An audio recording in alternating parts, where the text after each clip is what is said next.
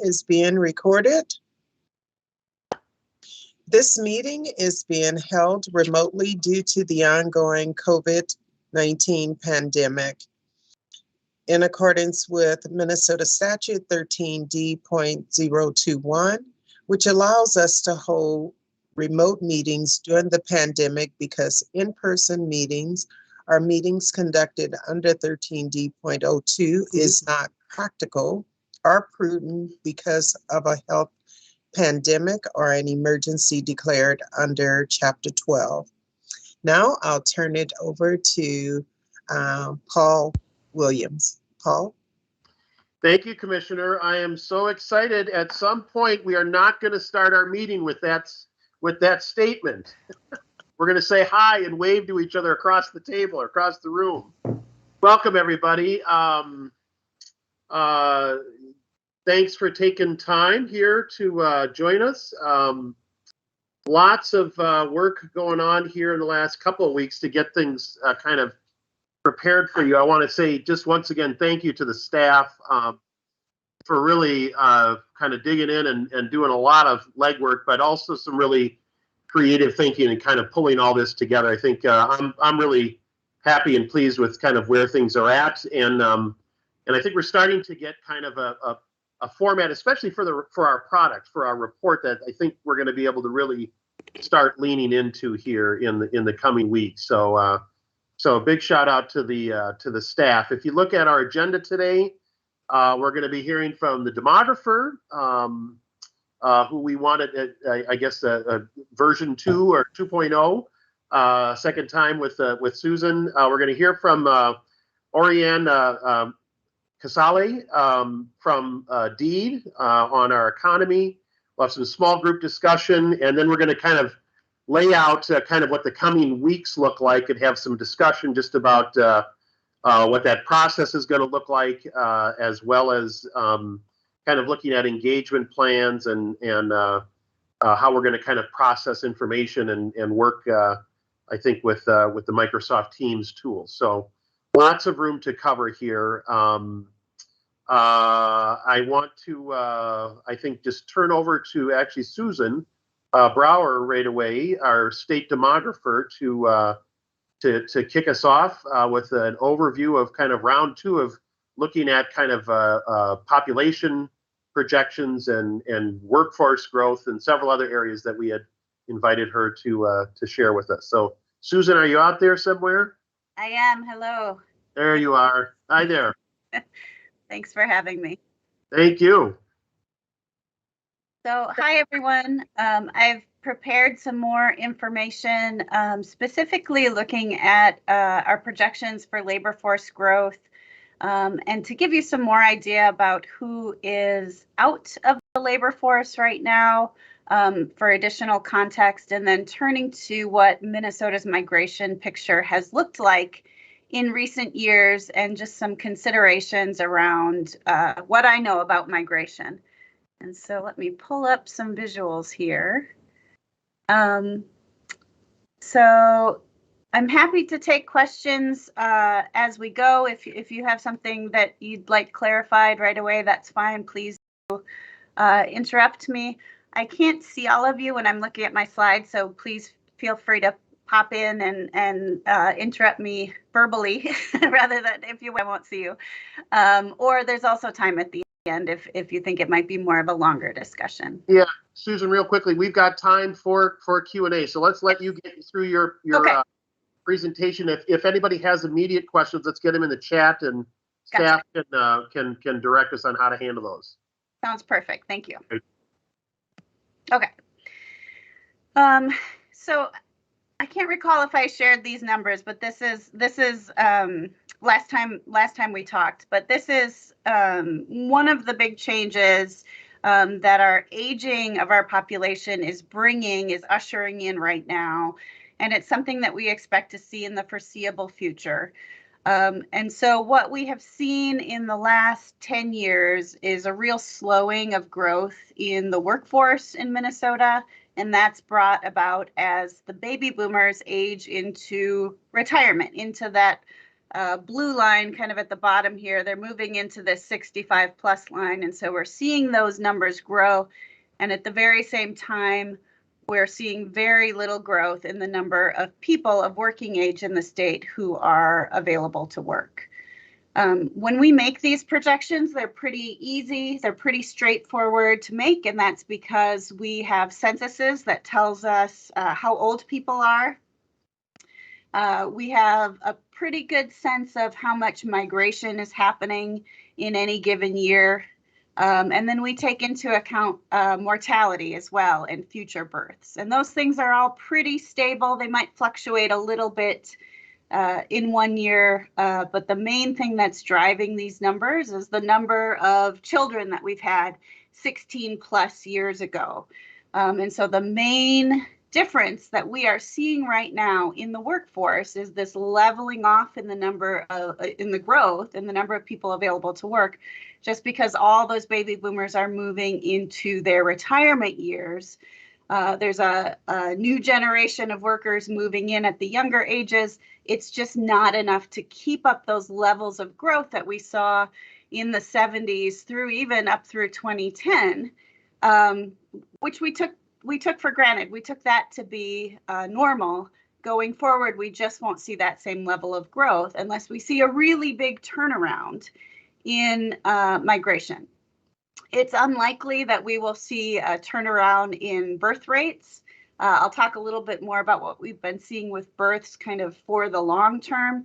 But for this window that we're looking at here, for the most part, these folks have already been born or will be born soon. And so that's something that's really easy to predict what the size of this population will be in the future.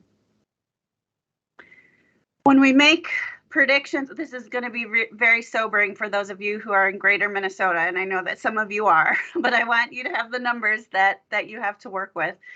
This is the projection for the statewide numbers overall, and this is similar numbers, but it's looking region by region at the change in the number of people of working age by each of these planning regions.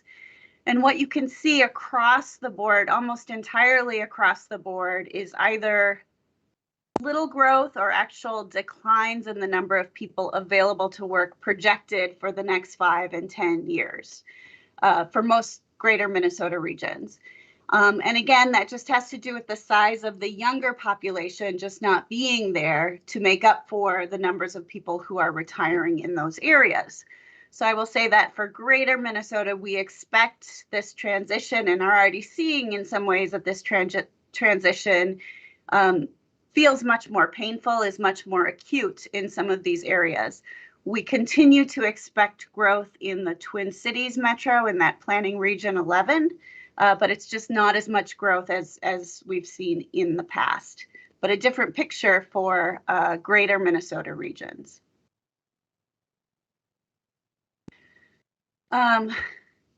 When I used to give this talk, I would have people come up to me afterwards, typically older men and women reaching kind of maybe their 70s, mid 70s, and they would say, I hear ya, but I'm not going to retire. It's never going to happen. And my friends love working. They're not going to retire. Yes, there are absolutely people that we see here on this green side in the older ages who are still in the labor force. But you can see around the ages of 65 and above, people really start making that transition from the green side in the labor force to the blue side, not in the labor force. And I think this just gives you a sense too of, for each age, what we're talking about in terms of people potentially on the bench, not fully in the labor force for whatever reason. I'll show you some different reasons why that might be in a moment.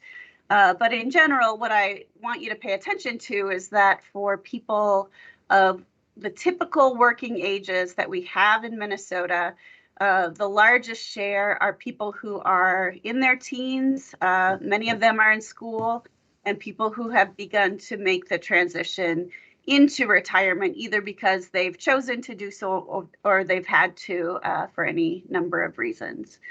And so the picture that I have when I look at many of these numbers is that many of us are already in the workforce.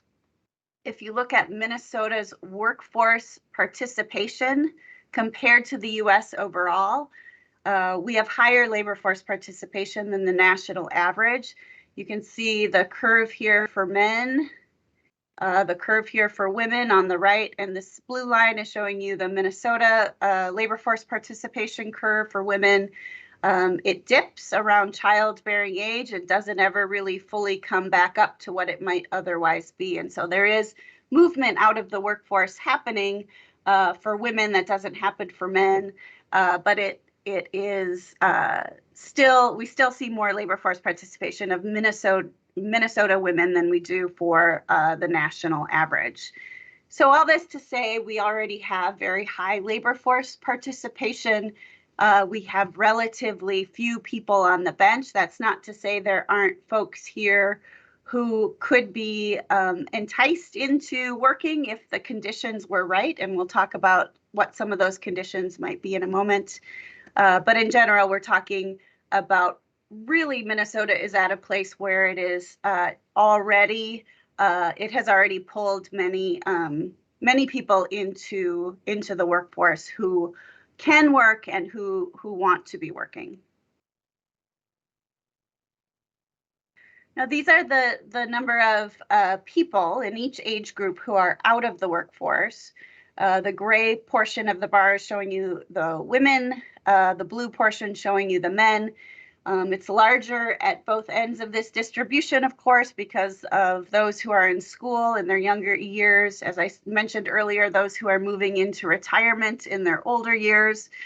There's slightly more women than men in each of these bars in the middle, again, because of child bearing and child rearing tends to be slightly more represented or quite a bit more represented by women, by mothers.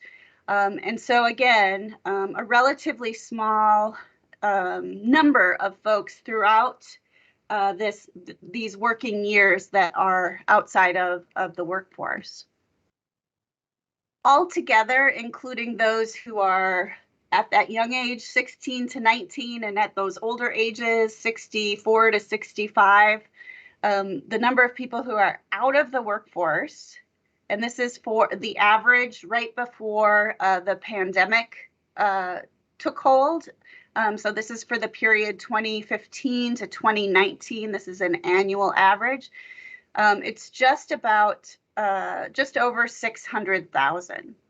I'm sharing this with you now because I'm going to share with you migration numbers in a minute, and I want you to kind of have a sense of scale compared to the number of people who are out of the workforce right now, compared to the number of people that Minnesota typically draws in a given year.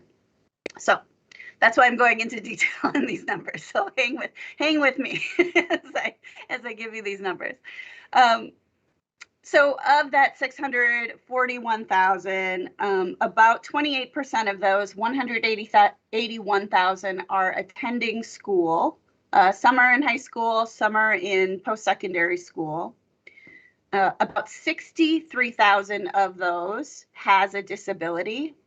It may not be a disability that prevents them from working. We don't have that information about the severity of the disability. We just know of a category of about 6 different types of disability. Yes, I have this, or no, I don't. And so I just kind of present it to you so that you have a sense of what among this group of 641,000 out of the workforce, how many report having a disability. And then we have mothers who have children who are either preschool age. 56,000 of mothers have children under the age of 5. That's about 15%. And then the 36, I'm sorry, the mothers with children under the age of 12, the 0 to 4 and the 5 to 12 together, that's about 15%. So that takes up another fairly large chunk. I have fathers here as well. In this survey, this comes from a census survey. We don't have any information about people who prefer not to work, including those who have chosen to move into retirement or have needed to move into retirement. We can make assumptions based on their age, but in terms of those who are in the younger ages, we maybe could look at income to get a sense for that, but it's not explicitly asked of this group. As I said, we don't have anything, any information about the severity of the disability, whether it would prevent them from working. We only know that they have a disability if they're in that 63,000. And then finally, we don't have information about other caregiving that people may need to do, whether it's an older child with a disability, whether it's a parent or some other relative that they have caregiving responsibilities for. So it's absolutely not a complete picture, but I wanted to share it with you just to give you some sense of the size that we're talking about here of people who already live here who may be interested in working if the conditions were right. And so of this group, the things that we can think about, and I know many of you have, but I just like to name them here in these contexts, that if we were to reduce the barriers to enter the workforce, it may mean housing in an area that is close to the work that's available. It may mean additional training. It may mean the provision of childcare that's at the right price so that it's not too expensive to move into the workforce. We may support additional policies in the workforce, like working smaller increments of time, normalizing that, working non-standard shifts or contract work. These are all things that may bring more people into the workforce who aren't already here if they were able to find that match. And I think, employers are learning to do this. The question is, as government agencies, are there things that we can do to support employers to do this as well? The other thing that we don't talk about, I think, as much when we're talking about a slower growing workforce is kind of the bigger question of, what does it mean to have, do we need it to continue growing at the same level?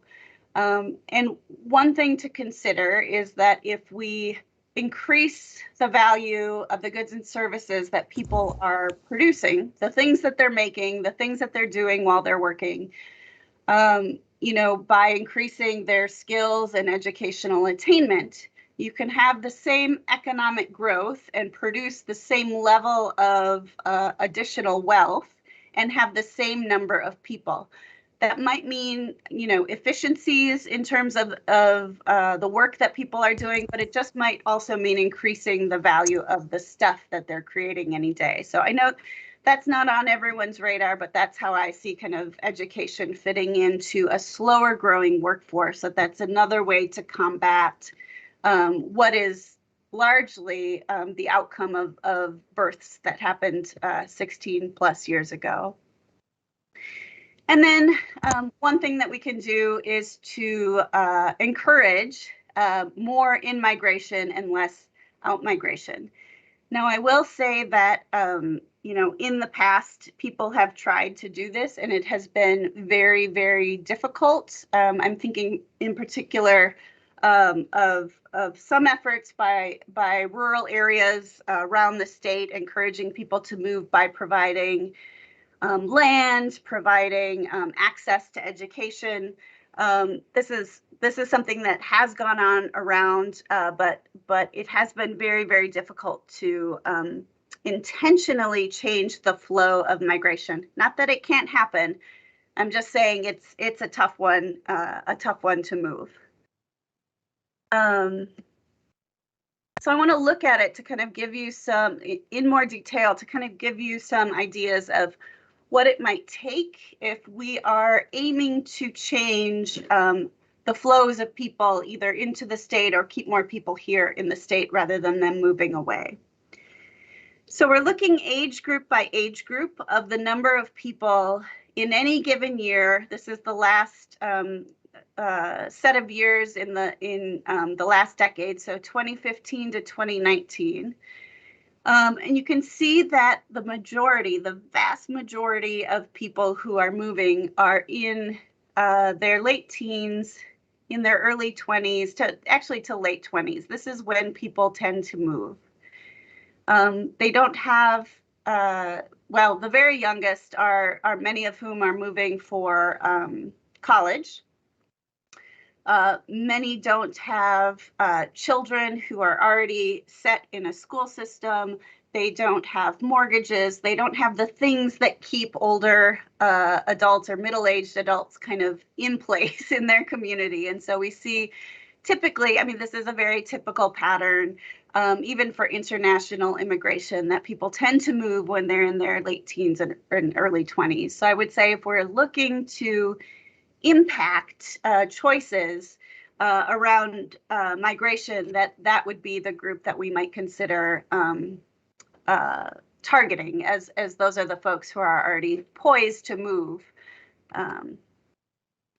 Looking across the U.S., state by state, you can see that Minnesota is in kind of a neighborhood of states out toward the east, the Midwestern larger states that have slightly lower rates of in-migration. This is a pattern that has been set up for decades, that we have seen large flows of migrants to the southwestern states, also to the southern states, Texas and Florida. The rates are a little bit higher, but if we were to look at the numbers, there's about 108,000 is the estimate here of the number of people who move into Minnesota in any given year. Those numbers are 5 times that for California, Texas, and Florida, for those very large states. North Dakota and South Dakota are showing up as higher migration states here. And I'll just kind of note that they are, yes, they have higher rates of migration relative to the size of their population, but they're really pretty small numbers. So for Minnesota's 100,000, North Dakota sees about 36,000 in a year, which is very high for the size of the state, but it's still a much smaller number. South Dakota sees about 27,000 immigrants each year. This map here is linked if you want to kind of zoom around and explore it yourself. Those numbers underlying the map are all available by following this link here. So I just want to paint a little bit more detailed picture of who is moving in and who is moving out of the state to kind of give you more shape around what a specific plan on migration might look like, or policies that might support migration might look like. As I said, it's about 100,000 people who move into the state. In this particular period, it was 104,000. Now I'm looking just at the number who are of working age, so under the age of 65. And about 1/3 of all of them come from a state that directly borders Minnesota. So from North Dakota, South Dakota, Iowa, and Wisconsin, 35,000 of those 104,000 come from a bordering state. And that's what we see for migration, that people tend to make smaller moves before they pick up and move across the country. That's a very, very typical pattern. In addition to that, about 30,000 of people who move to Minnesota in any given year are coming because of college, because of post-secondary school. So we see that they report that they moved across state lines, and then during the survey period, they're enrolled full-time in college. So that gives us a sense of that flow really is due to moving here for a college degree or for a graduate degree. If we look at the people moving out of Minnesota, it looks really similar. Just a few thousand more moving out. And even though it's just a few thousand more, the difference in this time period was just 4,000 people. You can think about how quickly that kind of accumulates over time. So we're talking about a difference of 20,000 in 5 years, 40,000 in 10 years, which is a sizable number when we're talking about some of the needs that employers have for workers. Again, much of that movement is coming from right around our borders. And in this particular period, we had fewer out migrants, fewer of Minnesotans going to college out of state than we had people moving in to go to college. As you saw, it was 30,000 here. The out migration of that college group was about 19,000. Now, these all come from a survey, and so there is a margin of error around here. These numbers are not quite as crystal clear as they might appear, but they generally give us this idea that we're talking about 100,000 people in any given year that are moving in and out, that a large share of that are people who are in the Midwest already, and then another kind of fairly sizable share are moving because of college. If we look year by year, and these are the most recent numbers that we have on annual migration, both domestic and international, the green lines are showing us the net gain or loss because of movement around the US or domestic migration. And what you can see from about 2000, other than a couple of good years, Minnesota really has had net domestic losses year over year. And that is really in line with the other Midwestern states that I showed you that were kind of similar to us in terms of size. And then the other thing that I would point out is that migration of people from abroad or international migration has been, has contributed to our growth as well. These are people of all ages, so it's not only people of working age, but it's one of the kind of patterns that underlies that slower workforce growth. These numbers shift around from year to year and from projection or from data series to data series, so they're not terribly precise. We can't say, well, what happened in 2013 and 2014? Because the last time the Census Bureau issued these, they thought the positive numbers were in 27 and 2018. So we can't put too much stock on any one year. But if we look at the averages in general, what we know is Minnesota is gaining about 10,000 people a year due to international migration and may lose anywhere between 12 to 15,000 or so, probably closer to about 13,000 due to domestic migration in a year. So those are the kind of the size of the numbers that we now receive. And if we are thinking about turning this around, I think this gives you a sense of what scale we're talking about in order to kind of move what we've seen, what would be unusual migration if we were to kind of target policies or programs that supported either more people moving here or fewer people moving out. Just kind of as a takeaway set of thoughts based on what I know about migration is I think if we're considering policies that would keep people here or would encourage people to move here, we really need to be thinking about people who are already likely to move. And I've mentioned college students many times. I haven't talked about climate migrants because it's not in our history quite yet for the most part. But I do believe in the next 20 to 30 years that there will be more and more people both around the globe and within the US that will be seeking to move because where they're living now is no longer sustainable for them.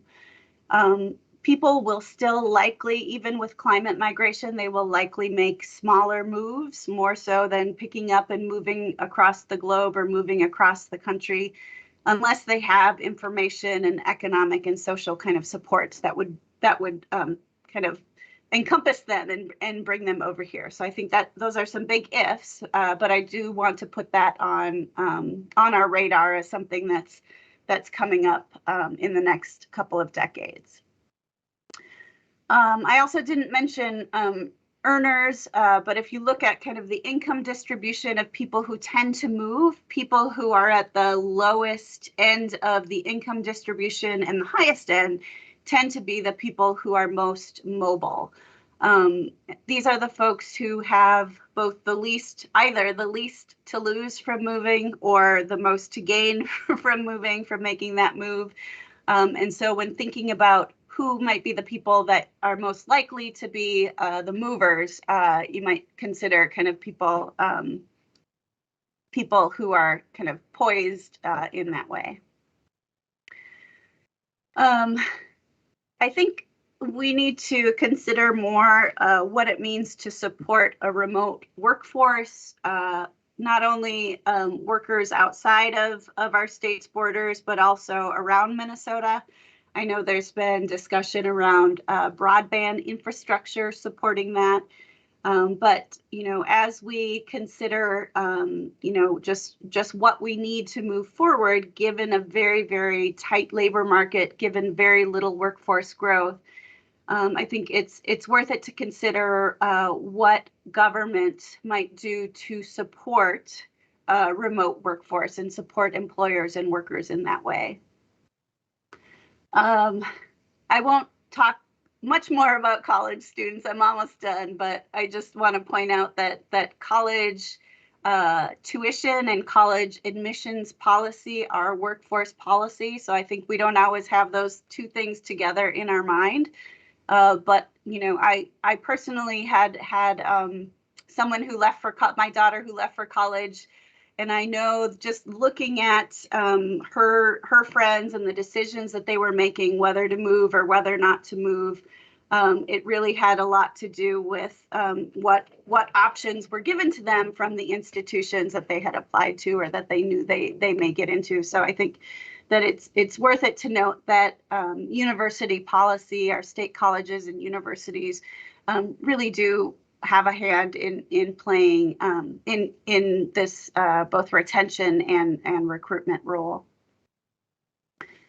And then finally, it's people tend to move those shorter distances rather than longer distances. And so looking to our neighbors to recruit from there may be more beneficial to us.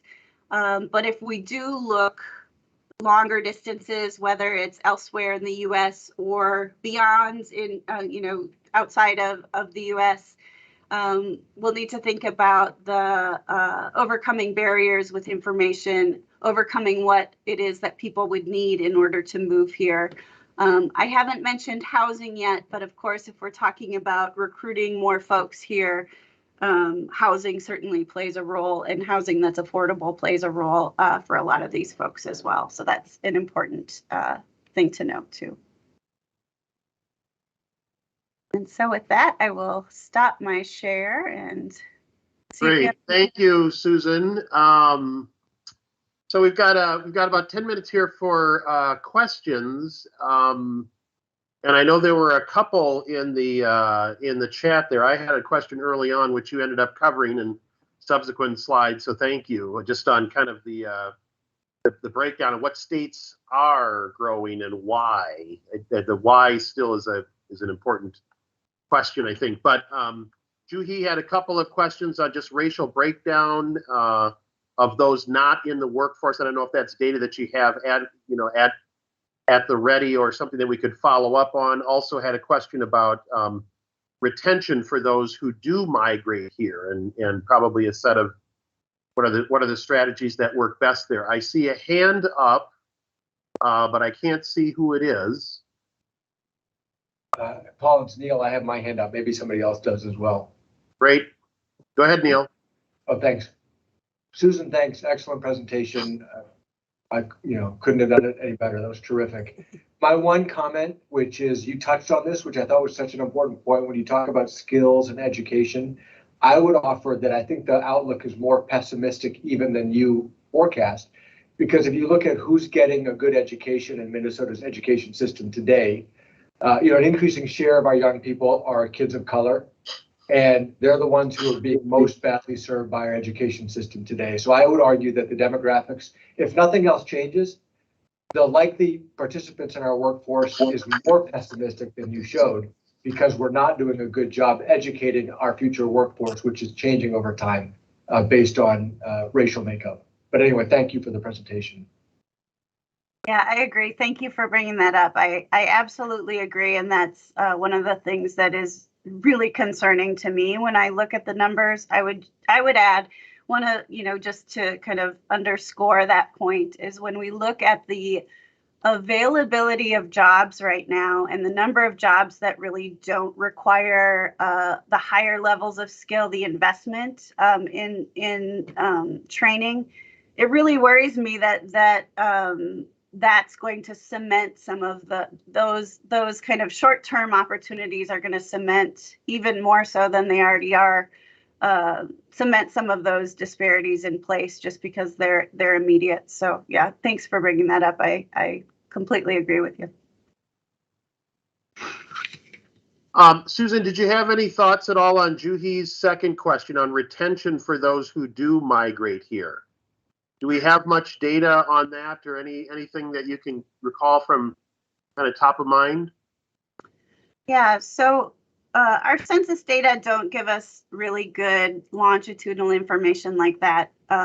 But the two sources that I've looked to who've done research in that area recently, specifically in Minnesota, are Greater MSP, who's done some survey work around Make It MSP to see what it is that people are looking for, people who move and people who stay, why is it, and what they've pointed to, what they've uncovered really are whether social networks are in place. And so they've done work around specifically building out those social networks that keep and support people in place. So I think that that's an interesting insight. And then out of the Carlson School, there's some work that suggests that it's hard to get people to move here. There's a big barrier to move here, but there tends to be more of a stickiness once people move here because of things that we have, because of quality of life issues that many of us have enjoyed. So I would say those are kind of my two. When I have looked at, sometimes people ask about race, so I'll comment on that. When I've looked at the census data, we've heard about, the difficulty in retaining people of color in Minnesota. And I know that's true. I know I've heard people interviewed where that's absolutely the case. I don't see it at the census data level. It may be that the data aren't good enough. They're not strong enough to be able to pick that up. But I can say that so far as a retention issue, that's not an overwhelming story of people leaving, that it looks like just about as many people of color are coming as are leaving, comparable to the white migrants that we see moving in and out of state. And to the question about those not in the labor force, so your bar graph there added up to about, out of the 641,000 that are not in the labor force, your breakouts accounted for about half of that, 350,000 or so aren't accounted for. And do you have, so are those, is that basically, you said that it's not tracking those who choose not to be in the workforce. Is that basically our unemployed, underemployed folks that aren't engaged at all as well, including young people? So I guess if I were to do kind of a more in-depth study of that, I'd want to estimate a way to pull out people who've already retired or who are kind of at, because there's that huge number at, in the 64-year-old range that we're still in that number. There's also some overlap between those groups. Those are really just looking individually at each of those characteristics. So I wouldn't say that it's a really precise estimate of people outside of the labor force, other than to generally give you a picture of how many hundreds of thousands. I guess that's not terribly precise, but it's more precise than 2 million or something. So right. I would say that we can safely kind of consider pulling in our mind, out women with young children, maybe not entirely if childcare is there, People with disabilities, work at lower rates. We don't have a sense of how much those disabilities impact people if they're able to work in some capacity in some jobs. All these things are kind of question marks. So I guess I would hesitate to put a specific number on it without more data work. So a couple more questions here. One, Scott Burns in the chat says, is there any academic literature or state policy elsewhere that suggests that we focus on the health and well-being of our existing population and promote population stability as a goal? So are there examples elsewhere where states or localities are focusing on kind of the existing population and really stabilizing that population as the goal, rather than, I'm guessing, kind of going out trying to bring people in? Yeah. I mean, I think I haven't seen, I can't think of any academic work right now. There may be something out there, but I haven't seen any kind of research that specifically seeks to answer a question that could inform that. But to me, I have a huge bias to growth myself, and all my thinking is just kind of a universal good. So that is my bias. I just wanted to at least, see if you kind of hear anything else, because all I hear is growing is good, more labor force is good, more people are good, more in-migration is good. And if that's what you're seeing too, that's great. So I love it when people bring this up, because you're right. We are all focused in this way of growth, and we have been in the past. But I think that more and more people bring this up when I'm talking, and I think you're absolutely right. We don't need to continue to grow, but we've got an economic system that is based on ever expanding markets. Ever expanding number of producers in order to keep the machine going, ever expanding number of consumers. Yes, I feel a little bit like on shaky territory talking about this around you, Mr. Kashkari. but I think we typically, what we've got is typically, capitalism. So growth goes hand in hand with capitalism. If we're going to shift to something else, we're going to have to make decisions about how we care for more people under conditions of slow and low growth. And maybe that's what we do, is we figure out how do we make sure that more people have access to wealth and have access to health and the things we need. So it's a very good point, and thank you for bringing it up. Joe Fowler, we're going to go to you for the last question here, then we're going to shift over to Oriane. You there, Joe?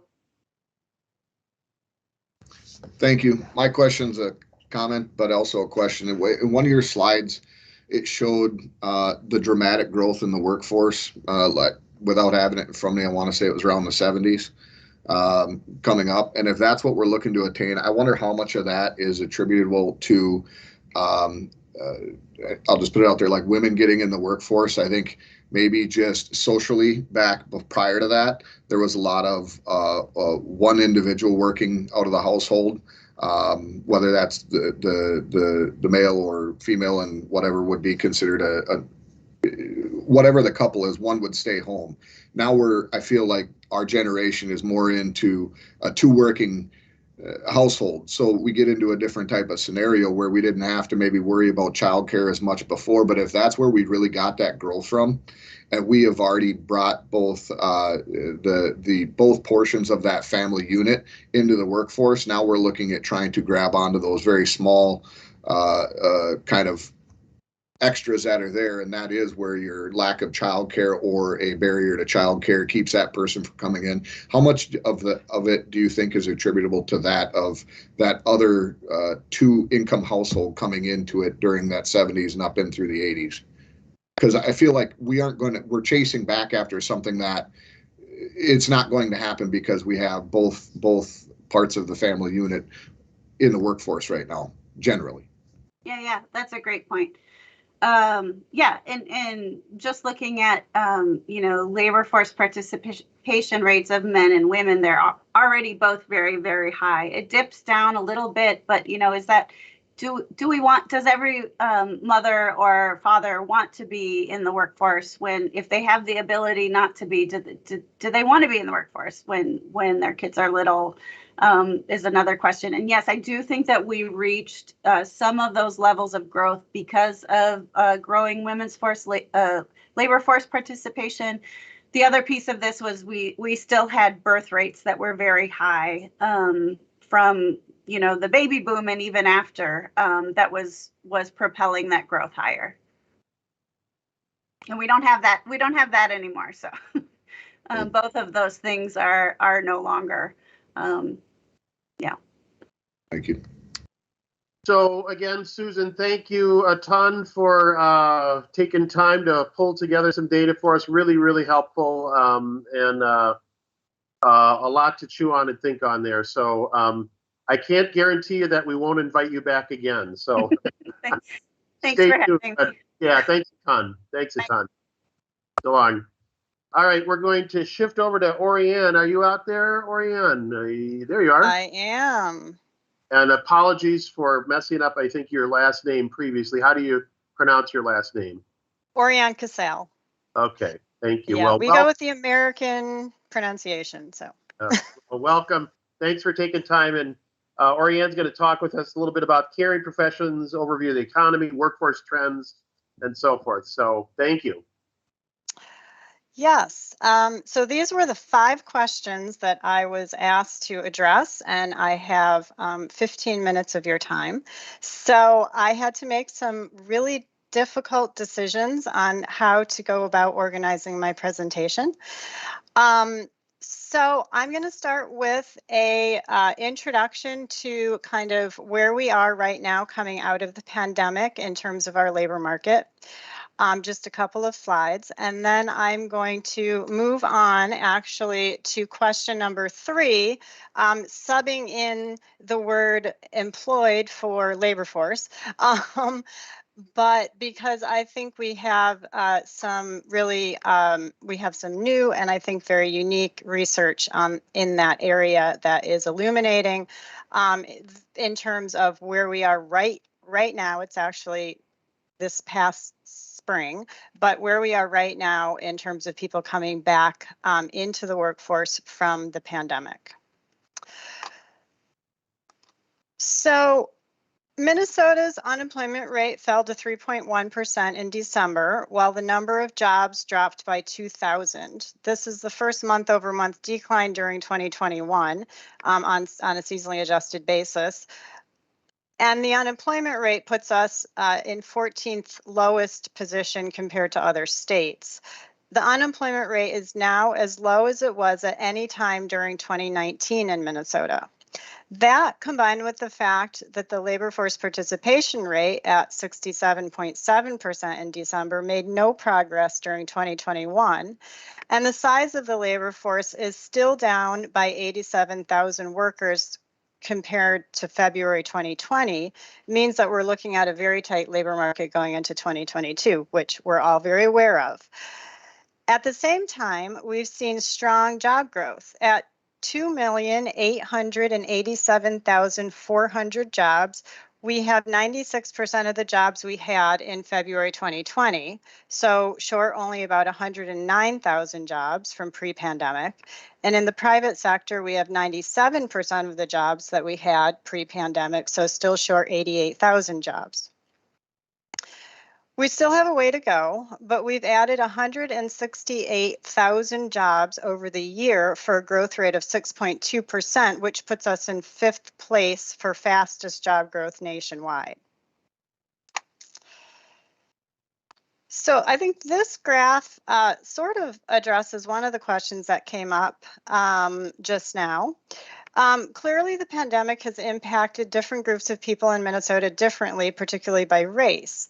This graph adds together. So what this graph is doing is it's adding together the unemployment rate and the change in the labor force participation rate from prior to the pandemic.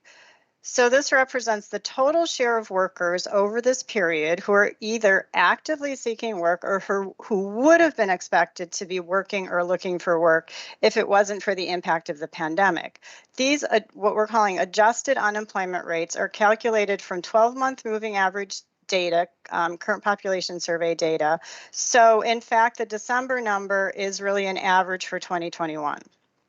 So in December, the number of Black workers in Minnesota's labor force dropped by 18,600 compared to February 2020, while the number unemployed rose by 2,100 for a combined increase of 20,700 Black workers in Minnesota who are either not looking for work or unemployed and actively seeking work in December 2021 compared to February 2020.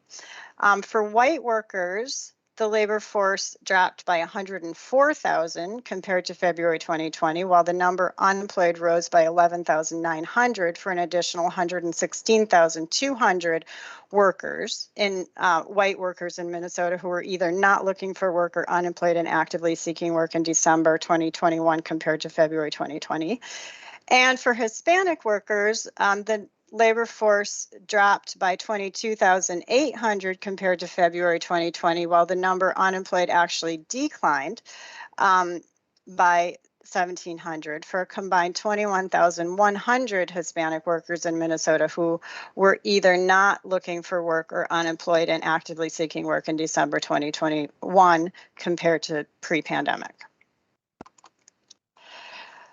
So I'm going to jump to this question. Who is coming back into the labor force? You can kind of swap in to jobs there, and who is not active in the labor force and where were they last actively employed? So the next set of slides are based on research that our office is conducting on reemployment trends under the pandemic. I can't take credit for this. Alessia Lieber is doing this research. She's a very talented researcher that we have. So I am just presenting it today. This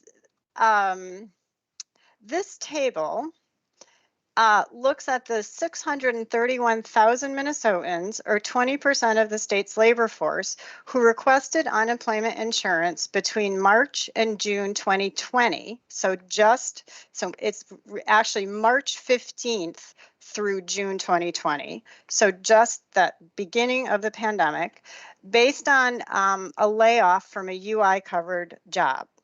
We published articles in our June 2020 issue of Minnesota Employment Trends summarizing the experience of these Minnesotans through third quarter 2020, and the slides that I'm presenting today update this research to second quarter 2021.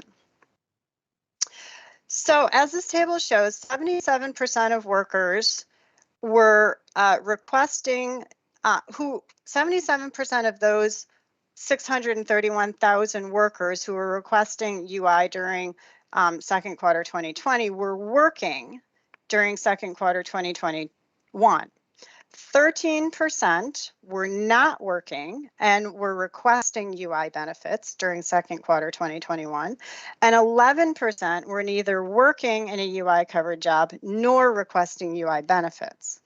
Of the group that was employed, those who returned to their previous employer, so that first row, saw the least wage loss in second quarter 2021 compared to second quarter 2020. Wage losses were greatest in the groups that did not return to the employer from which they were laid off.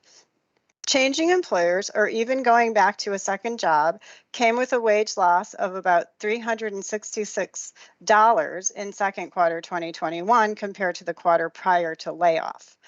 These were total wages earned during the quarter. The extreme amount of churn during this period into and out of jobs, so that really applies to the entire period from March 15th, 2020 through today, likely accounts for at least part of these lower earnings. The last column is a measure of hourly wages rather than total earnings in the quarter. You see greater differences in earnings outcomes here. 12% of those who returned to their employer saw wages fall by greater than 10%. Of those who switched employers, 25% saw a wage loss of 10% or more.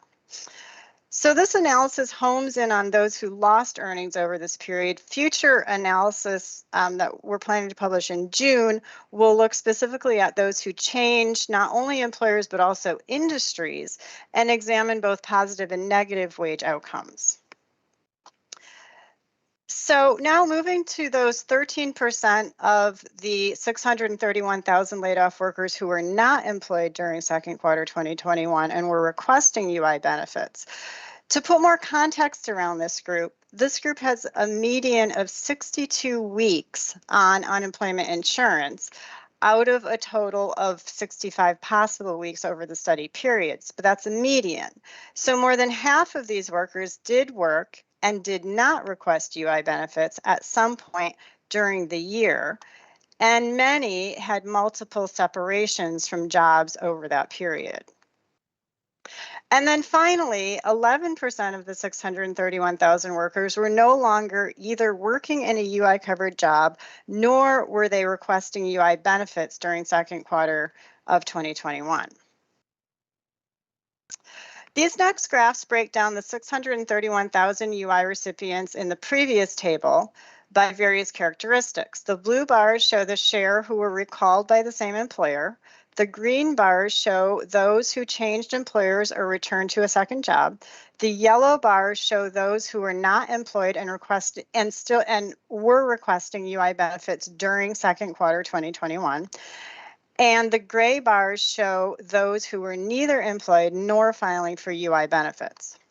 So the first graph shows that part-time and or seasonal workers and low-wage workers, those earning less than the state median wage of $21.49 an hour, were least likely to return to their previous employer and most likely to be out of the workforce during second quarter 2021. These are the least stable jobs, even in normal times, and that instability is evident in this analysis. Conversely, full-time year-round workers and those earning over the state median wage were most likely to return to their job previous to layoff and most likely to be working. The second graph shows that the higher a worker's educational attainment, the more likely they were to return to their previous employer and the less likely they were to be requesting UI during second quarter 2021. Breaking the data down by age shows that the youngest and oldest age groups were most likely to be not working and not requesting UI in spring 2021. It is likely that there were a substantial number of retirements among those in the over 55 age group. However, the youngest age group also left the workforce at a high rate, likely to pursue educational opportunities or care for children who were stuck at home. Most of these young workers will likely return, of the younger workers will likely return to employment in the near future, but some may have foregone work experience at a critical time in their career development. Since young workers are also the most mobile, some may have left Minnesota for jobs elsewhere or to pursue self-employment opportunities or for educational opportunities, and we're just not capturing them in this data. Mid-career workers were the most likely to return to their previous employer and the most likely to be working during spring 2021. The graph on the right breaks down the group by race and ethnicity. By race, Black and mixed race workers were least likely to return to their previous employer and most likely to return to a second job or work for a new employer. White, Asian, and American Indian workers were most likely to return to the job from which they were laid off. Asian, Hispanic, and white workers were most likely to be employed in second quarter 2021. So just spending another moment on Black workers in this graph, these were the workers who were most likely to be requesting UI and not working during second quarter 2021. However, 1 out of 3 of these workers returned to work during summer 2020, but then lost those jobs. Another 14% returned to work between fall 2020 and winter 2021, and then lost those jobs. The precariousness of the jobs that these workers returned to resulted in higher use of UI and worse reemployment outcomes for this population. So this graph shows the industry from which workers were laid off.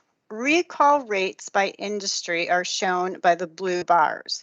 With just a few exceptions, shares are highest in higher wage industries.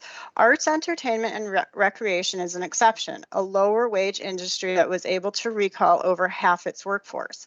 Nursing and residential care is an example of a high demand, low wage industry that really struggled to recall workers.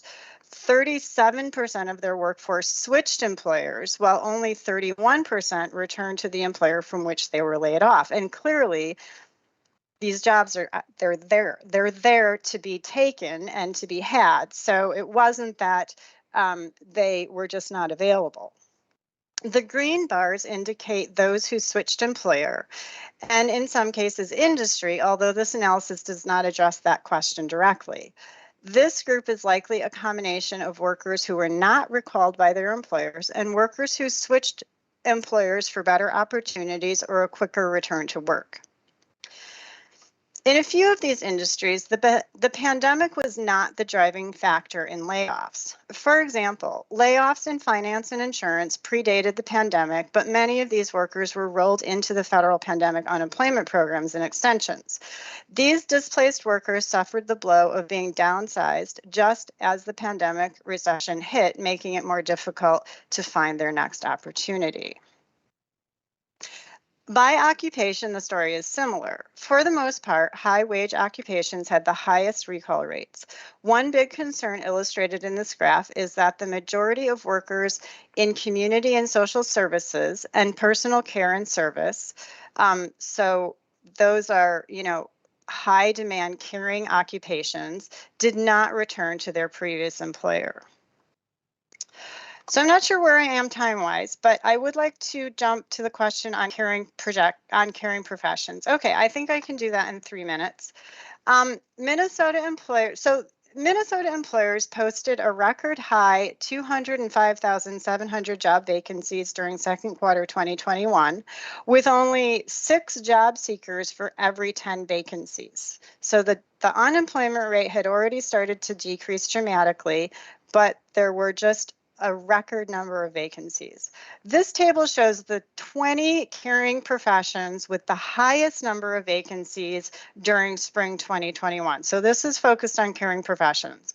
While this list of caring occupations is diverse, on the whole, it has higher than average educational requirements. So that top row is all total of all occupations. So you can see how these occupations compare.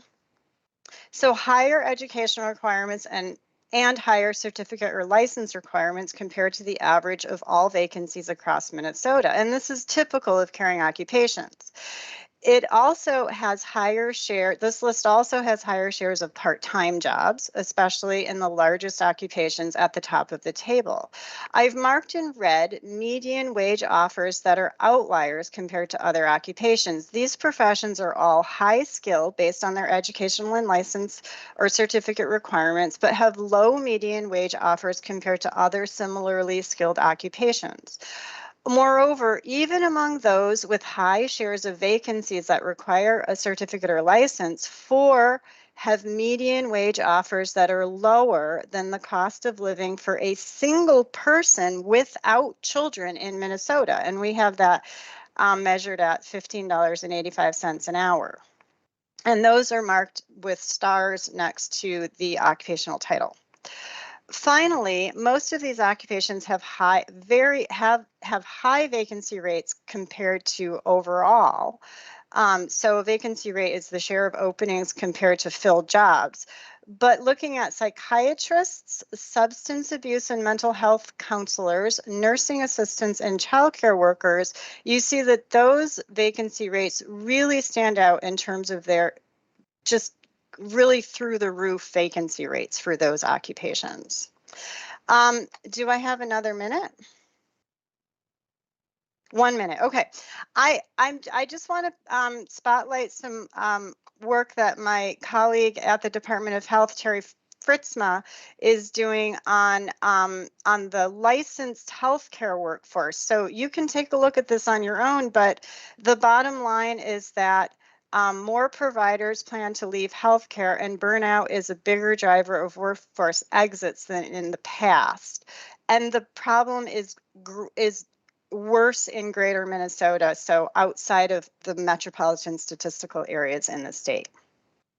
And she points out, and I think it's worth just saying overall that there's no silver bullet, but she does have, you know, to solve this problem, but she does have some solutions listed there.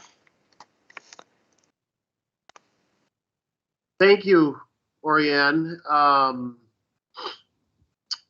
Comments, questions?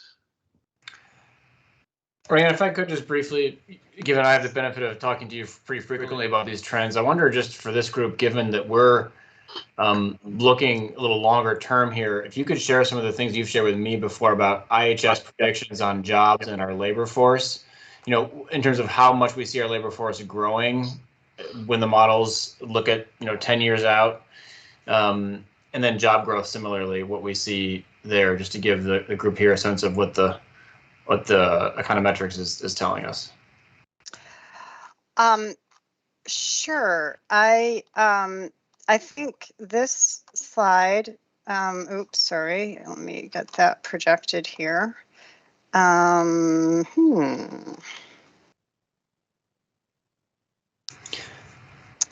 think in particular, one of the things you've shared with me before around our labor force overall is that, as you mentioned, we're down 87,000 workers. Susan mentioned that too, but we see in the next decade gaining about that many workers back, with this year being kind of the wild card. Isn't that right? Well, our projections, yeah. So, so our projections kind of jump from 2020 to 2023 because the pandemic really threw a wrench into the trend. So obviously, you can see from this table that we lost jobs we lost labor force during 2020 and 2021. We don't know what's going to happen in 2022. Another slide, I talk about the fact that we think of these losses, about the best national research shows that about 2/3 of these losses are people who retired, and 1/3 are younger workers who are very likely to come back into the labor force. So 2022 is kind of a wild card. We don't really know what's going to happen, how many of these workers we're going to get back. And then we start our projections again in 2023 based on population and labor force participation. And so we're projecting a growth of about 86,000 workers over the 10-year period from 2023 to 2033. This is a graph that shows where we would have been, or where we projected we would have been in December 2021 in terms of labor force versus where we actually are in the blue.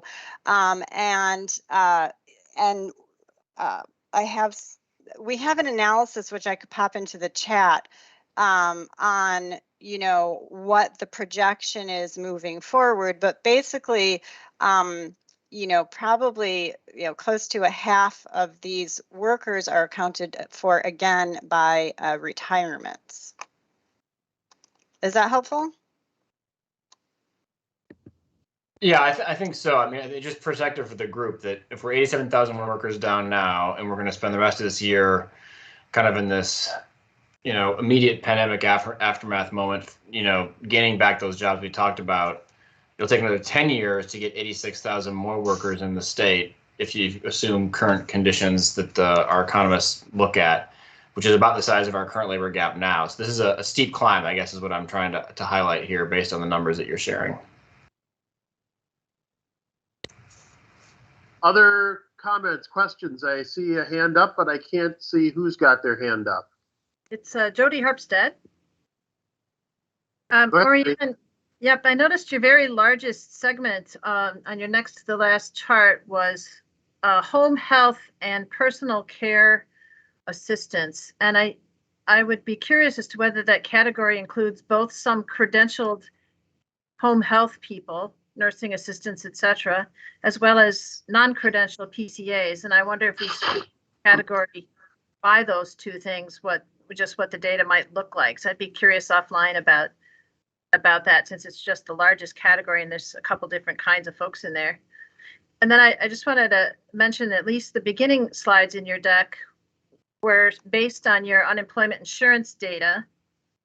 And so I just want to be careful that this whole examination of the workforce doesn't include people who are ineligible for unemployment insurance. For example, the people whose only way to get support when unemployed is our Minnesota Family Investment Program or our general assistance programs. So it's, and we've been having a rich conversation between DHS and DADE about the difference between unemployment insurance and MFIP and who's eligible for which and how does that work, and continuing to examine the disparities between those two programs. Thanks. Yes, absolutely. And I'll just say that the pandemic gave us a really unique research opportunity because we saw a much more varied and diverse group of people on unemployment insurance than we ever have before. Many, many people that never would have qualified in the past qualified, and also many, many people who might have qualified but never thought to apply qualified. And they qualified for a long period, for potentially the whole period that they actually needed it. And so it really does give us a very unique opportunity to study this group in a really in-depth way that we've never had that opportunity before. And likewise, we kept people on MFIP for longer than we used to. And when they came off and had to be recertified for eligibility, we saw a lot of interesting data about who came on and who came back on and who came off. So it was a good research opportunity. Thanks. Other questions, comments?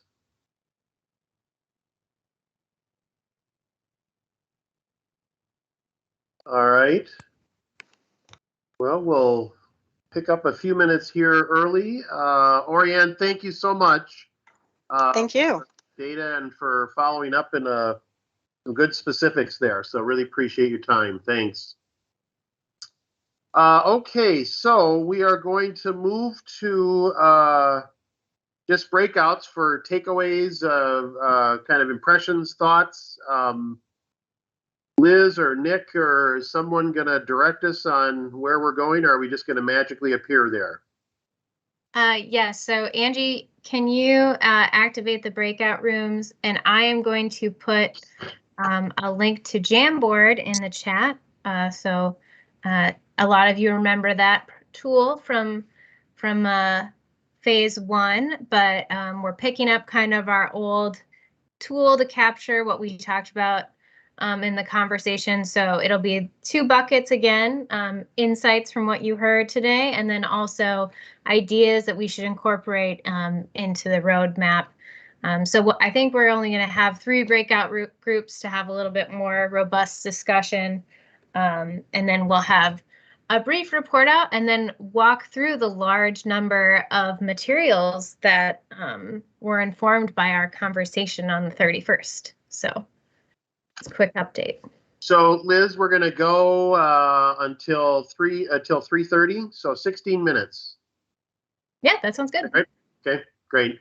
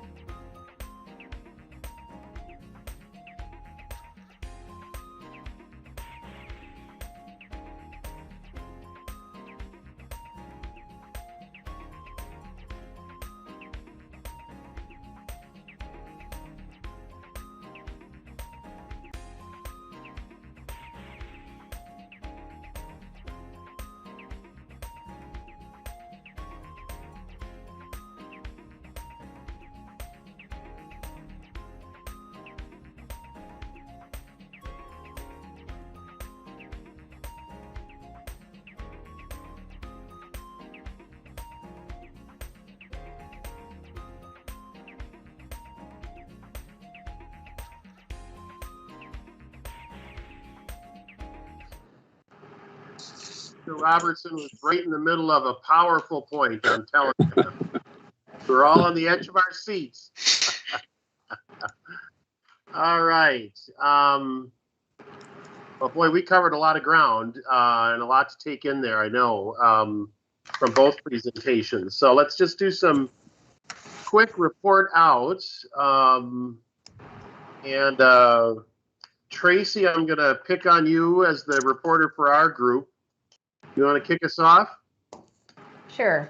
I'll do the best I can. As he said, we covered a lot of ground and a lot of things came up, but I think I'm just going to try to highlight a few things that I think were important. First off, we all understand that there are changes in demographics happening and that our population growth is maybe not where we would like it to be. And those are all important things, but that we really need to get focused on the populations that are available right here in the here and now, not some future population, not some hope that if we start doing something different with youth, which I think we all agree that our youth are incredibly important for the future, but we have people right here, right now that are not employed, who can't find stable employment, who don't have good paying jobs, and we have to address that. We talked, and Rosalind brought this up, but lots of conversation and others that chimed in about, really how much effort is going on right now towards maintaining the status quo of the workforce versus accessing this available workforce. And the comment was made that we need to find a way to have more courageous conversations about this. There's still so many people and employers who don't even recognize at this point the underlying systems of our labor market that are keeping some people out of the labor market, even though they are available to work. And so those are part of the courageous conversations that we need to have, is to step up and recognize that. And I think call it out might not be the right way to say it, but to kind of call it out and identify it rather than just hoping that employers are going to eventually have systems that make diverse hiring more common in Minnesota. We talked some about healthcare workers and the idea that, there's a lot about healthcare worker pay, especially those people on the low end of the scale who are considered to be essential workers, but who don't even make enough money to support themselves, let alone a family. And that there is a part of insurance reimbursement that is probably driving those wages or keeping those wages at a lower rate than they probably should be, versus what an individual consumer of healthcare services can do to impact the wages of those low-paid workers. So an idea that we really need to understand that and try to focus on, what part of it is healthcare reimbursement and what can be done from a policy perspective to correct it, and what is the role of the individual consumer in making sure that those wages rise to a level that is appropriate for the work being done and for its importance. And finally, I would just say on the workforce numbers presentation, a lot of people out there. We have 350,000 people who aren't working that weren't accounted for in the data that's available. If we add up all the parents that are at home taking care of children under 12, it represents about 17% or 112,000 people that we're aware of. And then this big number of 64,000 people with disabilities that aren't working and, trying to make some effort to address those issues. So that's what I got. Fabulous. Thank you, Tracy. How about one of the other groups? Well, group 3, I'll take this one. So we talked, there was a lot of stuff, just trying to get stuff to stick at the wall, throwing mud at the wall, right? And talked about a lot of what came out of those demographics. They were very enlightening. We talked about how we are the only place, at least demographically, that we seem to be successful at bringing folks into the state is with immigration or immigrants coming in, and what that seems to be a successful model. That's where our population growth, if we have any coming in the state, is coming from. And it would be good to have the information of, are those highly skilled folks coming in specific to jobs that are available, or what is the reason those folks are all coming in to this state? And that's our place of success. So is that something we can replicate with other demographic groups, whether that's based off of age, gender, race, et cetera, finding out why that one specific population is coming into Minnesota and the others are leaving.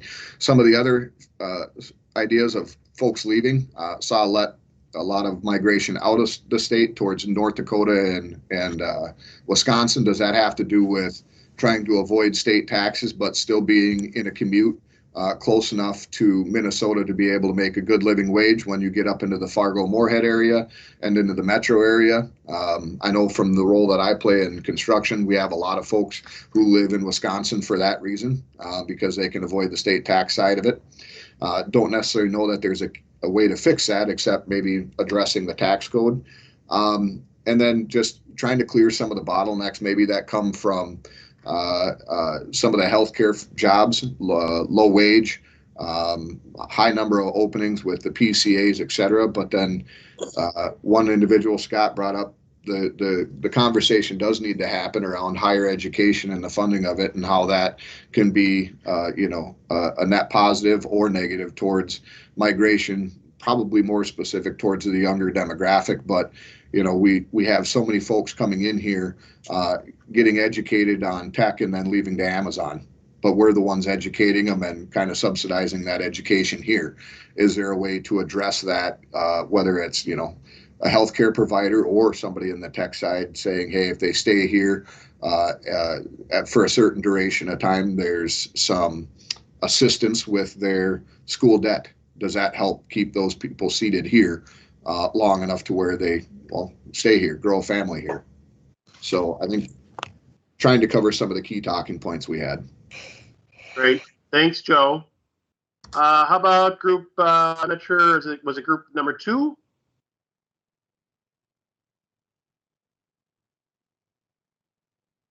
Or was it, we had 3 groups total, right?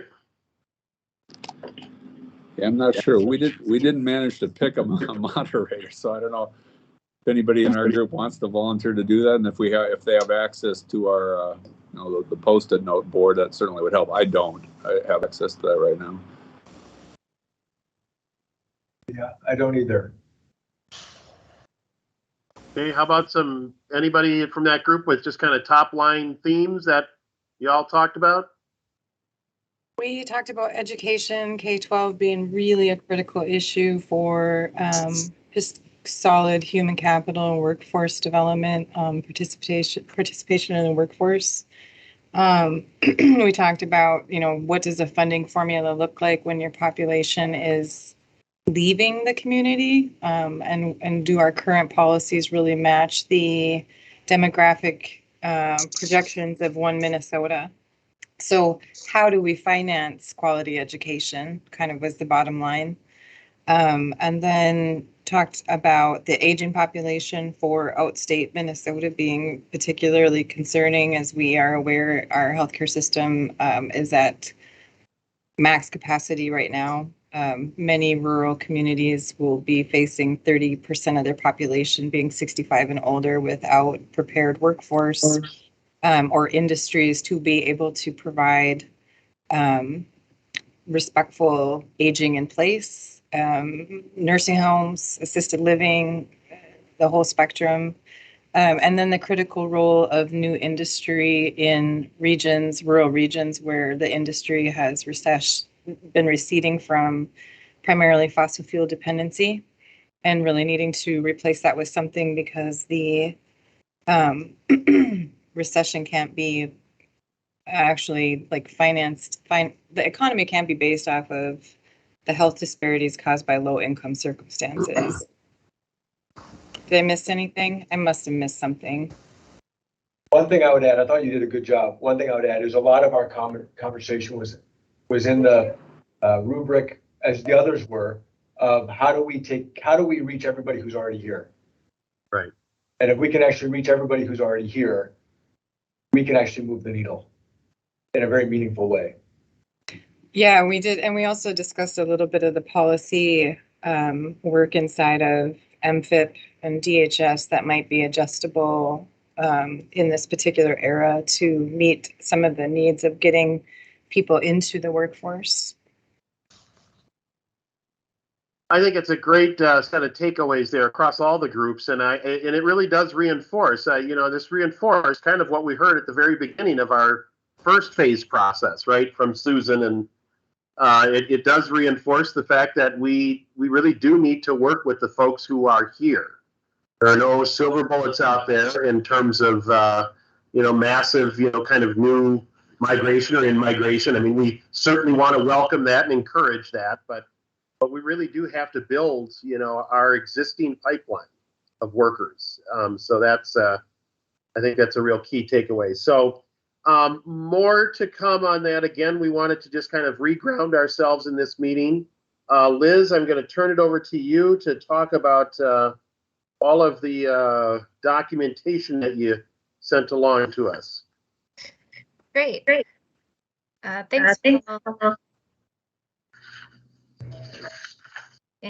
Thanks for that robust discussion, everyone. So what we have done since the 31st when we all met is kind of staff looked at what the various groups talked about in terms of who we talked to and what more information we might need.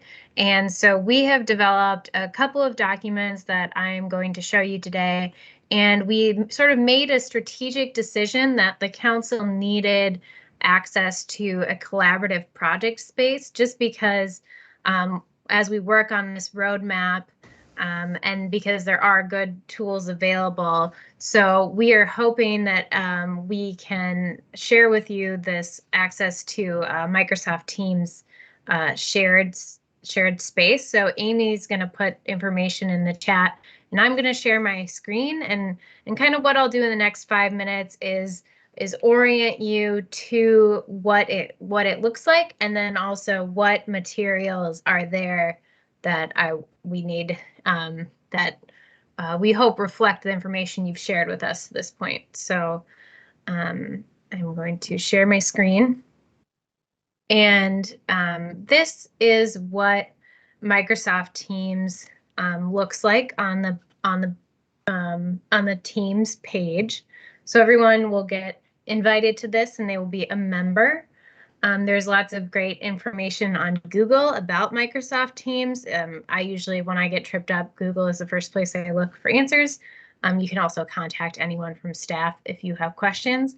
And we're going to have 2 information sessions that people can have ask follow-up questions during. So one of them is this Thursday from 4 to 5, and the other one is next Wednesday, the 23rd, over the lunch hour. So this is Microsoft Teams. There is this main page that I've posted on that says welcome to Teams, what it is.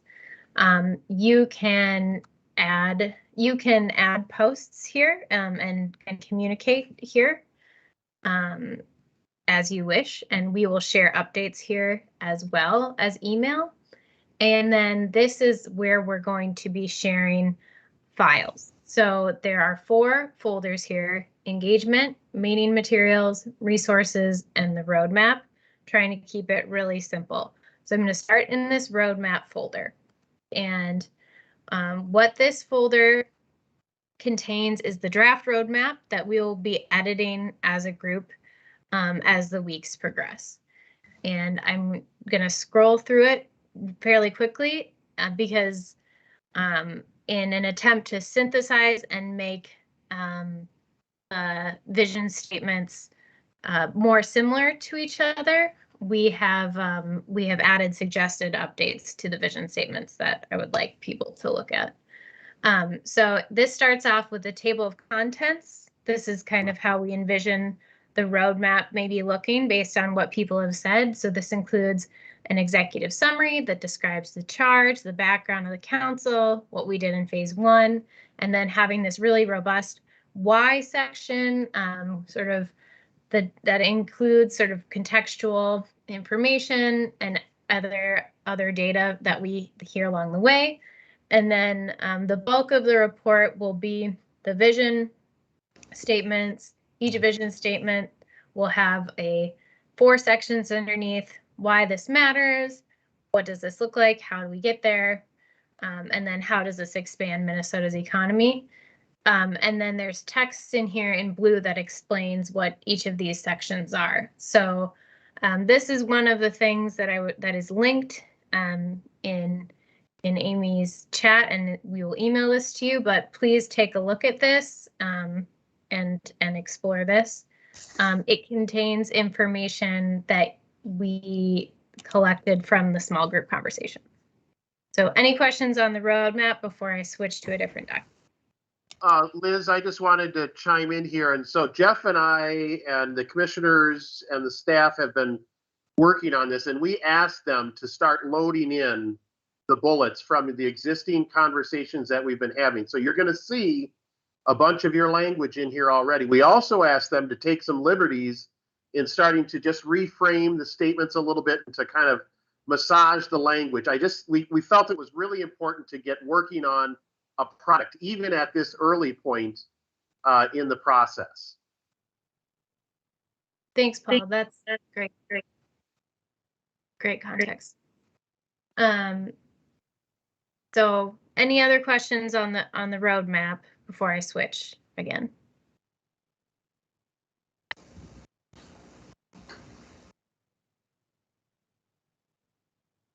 Okay, so another thing about Microsoft Teams is that you can look at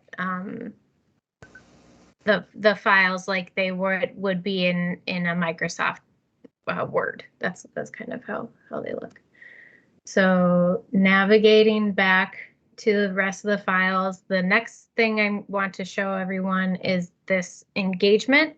And one thing I want to note is, since the charge is a bit different in this second phase, and the executive order really specifically called out engagement, we sort of took what you said and proposed something that looks very different from phase one. And so this document is overwhelming, and it definitely needs to be considered potential. Like, this is the Cadillac version of engagement.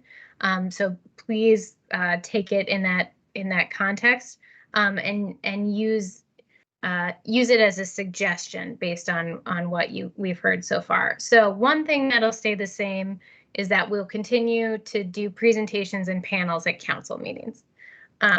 One thing, or a few things that are going to be different, is we're going to ask council members to think about their existing networks and where they can maybe attend existing community meetings, or have join in on a conversation that's already happening and talk about the council and get some information. So that's this attending community meetings and roundtables.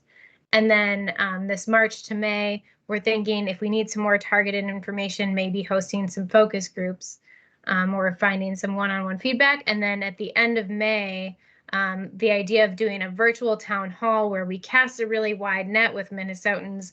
We kind of roll out a draft of our roadmap, the draft visions and goals, and get some thought in a more interactive town hall, virtual town hall format, followed by a short public comment period as well. And the public comment will continue like it did in phase one. So this is another document that I think we want people to look at and provide feedback on. And then the final document that I will share with people is this tracking spreadsheet. So this is something that I think, if possible, I would like to fill out a line in now. So I talked about going to existing meetings. When people here on the council hear that, is there a meeting that pops in mind that you're like, oh, I have that meeting coming up, it would be great to attend that? Does anyone want to volunteer? And we can do an example. We'll walk through this really quick on what it might look like to sort of sign up to, or to document a meeting coming up.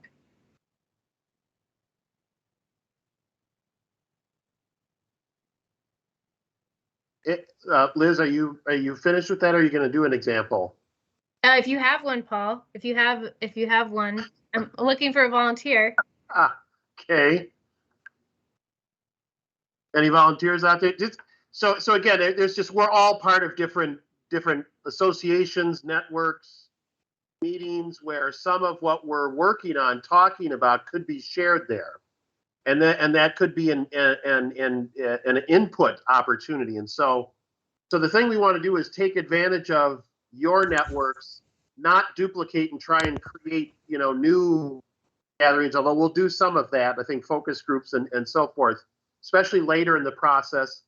And as we start to get, more kind of draft language, a little bit more built out, we can even take that to those groups. I think in the next couple of weeks, the governor's meeting with a group of African-American leaders, and he asked me to come and present on the council's, particularly both the first phase recommendations. But it's just an example of, that's an existing group that meets with the governor. I'll and we'll have some feedback there, and we'll take that, and again, we'll just let all of that build. So if some of you are part of different associations or networks or meetings where you think that there would be an opportunity for input, reach out, let the staff know. We'll throw it open to other folks and say, hey, there's a meeting happening next week. If you're interested, feel free to join. We'd love to have more than just one council member present, and we will always have a staff person present as well. So not a heavy lift.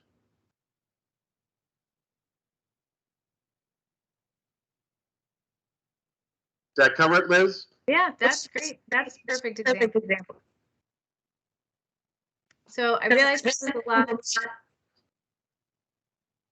a lot of information buried in here. And we will send an email after the meeting today to kind of recapture some of this information and what to look at. But yeah, we can spend the last 5 minutes sort of doing a conversation around what the council sees as their role in terms of this engagement need for phase 2. Yeah, Juhi, I see your hand is raised. I'm just curious. Whenever I log in, I'm always like Juhi guest, and I don't have access to features. Am I going to be able to access this if I'm not really a Teams user? Yeah, why don't you email someone, and we'll make sure that we can get it working, because Angie will help with that. We have people who can help figure that out. So.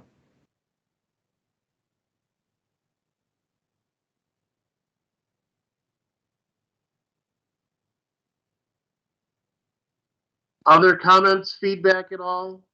We just got a few minutes.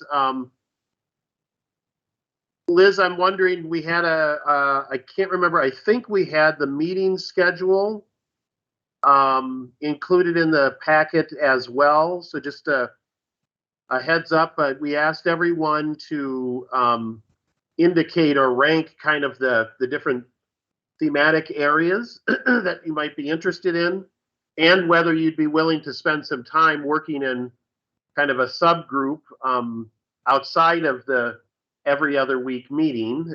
Again, I know that's another time commitment, and it's certainly a challenge for myself as well as many of you. But again, if we can find some shorter, term gathering opportunities to have us work on some of this, I think it would be great.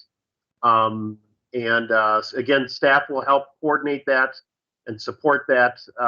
We also will take time and create time to work on the visions, and to have possibly each of the groups that are working on those respective, the 5 visions, take responsibility for organizing one of the meetings in the next, in the next 6 or so meetings, which will take us out through May or so here. So all of that is to say, a lot more work to come on each of these visions, building these out in the format that's been laid out here, opportunities for other engagement outside of the council, all of which will roll up to, a May kind of rollout of a pretty solid draft, I think, that will start to really take out in some more public ways.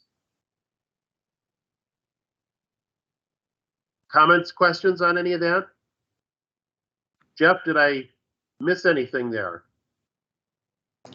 No, appreciate all of you who were able to do the work ahead of time and provide us with, your preferences on the subcommittees. Where ideally we're going to try to honor your top choices there, though we do need to create some balance because there's work to do on all 5 visioning areas, and there'll be a lot more on that at our next meeting in 2 weeks.